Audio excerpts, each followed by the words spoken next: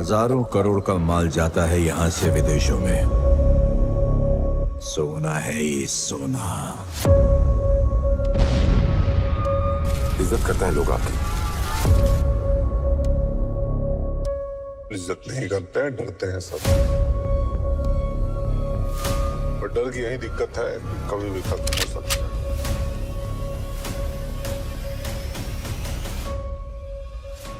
Rocky भाई versus international government.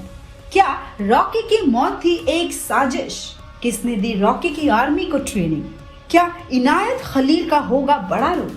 Film की शुरुआत चैप्टर 2 के एंड से ही होने वाली है।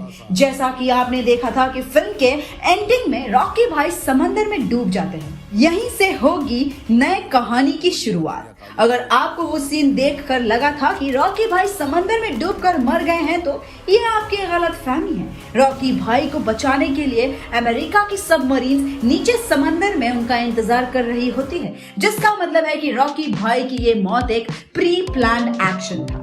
ये सबमरीन और किसी की नहीं बल्कि अमेरिका के बड़े बिजनेसमैन जिम्मी कार्टर की है। जिम्मी कार्टर एक अमेरिकन बिजनेसमैन है जो कि सबमरीन्स का बिजनेस करता है। KGF 2 में मेकर्स ने जिम्मी कार्टर की एक छोटी सी झलक दिखाई थी, जहां प्रधानमंत्री कार्यालय में जिम्मी कार्टर और रॉकी भाई की मुलाकात होती है और वहीं पर दोनों की दोस्ती हो जाती है। तो जिम्मी कार्टर रॉकी भाई को समंदर से निकालकर अपने साथ अमेरिका लेकर जाते हैं। रॉकी अपना सारा प्लान जिम्मी कार्टर को बताता है और उससे कहता है कि अमेरिका आने के पीछे मेरा एक बहुत बड़ा मकसद था। दरअसल मैं यहाँ की सबसे बड़ी सोने की खदान रॉयल गोल्ड फील्ड को अपने नाम करना चाहता हूँ। मैं उस गोल्ड फील्ड पर कब्जा करके वहाँ का सारा सोना इंडिया ले जाना चाहता हूँ और इन सब में मुझे जिम्मी कार्टर तुम्हारी सबमरीन्स की मदद लगेगी। साथ ही मैं तुम्हें भरोसा दिलाता हूं कि मैं इंडिया में तुम्हारा सबमरीन्स का बिजनेस बढ़ाने में पूरी हेल्प करूंगा।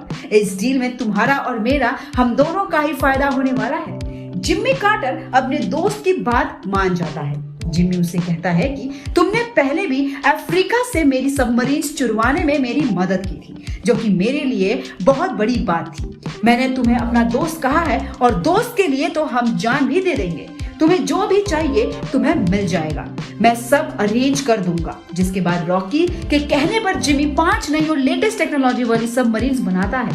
इन सबमरीन्स में रॉकी अपडेटेड वर्जन के चिप्स लगवाता है। इन चिप्स की हेल्प से सबमरीन्स किसी भी आर्मी के रडार में आने से बच जाएगी। यानी सबमरीन्स पानी में चलेंगे भी और किसी को पता भी नहीं चलेगा। रॉकी अपनी निगरानी में उन सबमरीन्स को इतना एडवांस बनवाता है कि किसी को अंदाजा भी नहीं लग सकता था। अब फ्लैशबैक में सीन चलता है जब रॉकी इंडिया में KGF पर राज कर रहा था। तभी उन्हें एक फोन आता है और वो आदमी बोलता है कि रॉकी भाई काम शुरू हो गया है।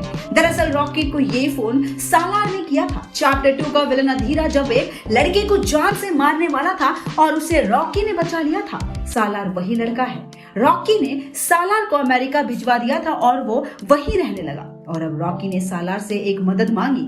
उसने उससे कहा कि मैं प्राइवेट जेट से कुछ आदमियों को अमेरिका भेज रहा हूँ, तुम उन्हें पूरी ट्रेनिंग दो, उन्हें हमारा मकसद के लिए तैयार करो। वहाँ विदेश में हमारी सेना तैयार करने का जिम्मा तुम्हारा है और मुझे तुम पर भरोसा है। इसके बाद सालार अमेरिका में रॉकी भाई की आर्मी खड़ी कर देता है। वो करीबन 100 से 150 लोगों को न्यू एडवांस तरीके की गन चलाना सिखाता है।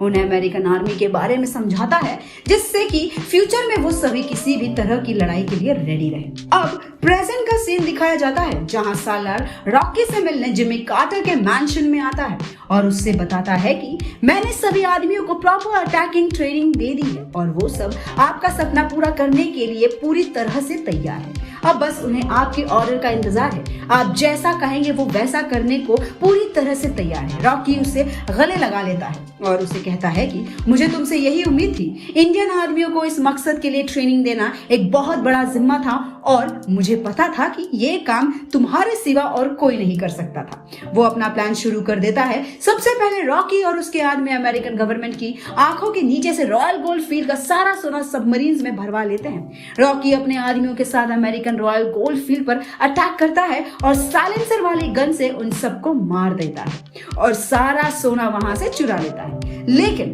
अमेरिका से उस सोने को निकालना इतना आसान नहीं था क्योंकि बॉर्डर पर उसकी आर्मी रोक लेती है इसके लिए रॉकी भाई के पास था प्लान बी। अब कहानी में एंट्री होती है इनायत खलील की, जिसने अपने केजीएफ चैप्टर 2 में भी देखा होगा। इनायत खलील अमेरिका के प्रेसिडेंट को किडनैप कर लेता है ताकि सभी का ध्यान रॉकी की तरफ से हट जाए। प्रेसिडेंट के किडनैप होने की वजह से पूरी अमेरिकन आर्मी, मीडिया, गवर्नमेंट, सबका ध्यान एक ही और लग गया है, जिसका फायदा उठाते हुए रॉकी सबमरीन्स को वहां से निकलवा देता है और खुद के लिए अपना प्राइवेट जेट मंगवा लेता है। वो सालार को अपने साथ चलने को कहता है, लेकिन सालार उसे मना कर देता है और कहता है कि यहाँ पर अभी मेरा काम खत्म नहीं हुआ है।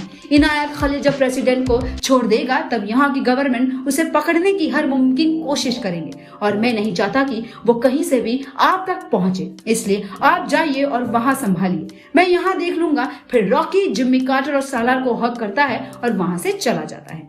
दूसरी ओर अमेरिका में इनायत खलील प्रेसिडेंट को क्लोरोफॉर्म सुंघाकर पार्क की बेंच पर लेटा देता है। जैसे ही सुबह होती है पुलिस उसे देखती है और अपने साथ ले जाती है। रात होने की वजह से वहां के सीसीटीवी में भी इनायत की शक्ल नहीं आ पाई और वो इजीली वहां से बच जाता है। साला जिमी कार्टर की मदद से इनायत खलील को भी इंडिया भिजवा देता है और वो वहां जाकर अपना लुक पूरी तरह से बदल देता है। वैसे इस कहानी से मेरे मन में एक सवाल जरूर आ गया था कि आखिर अब जब इंडियन गवर्नमेंट और रमिका सेन को पता चलेगा कि रॉकी भाई भी जिंदा है तो वो उसके साथ क्या करेंगे? इस सवाल का जवाब मिलेगा आपको हमारी अगली वीडियो में।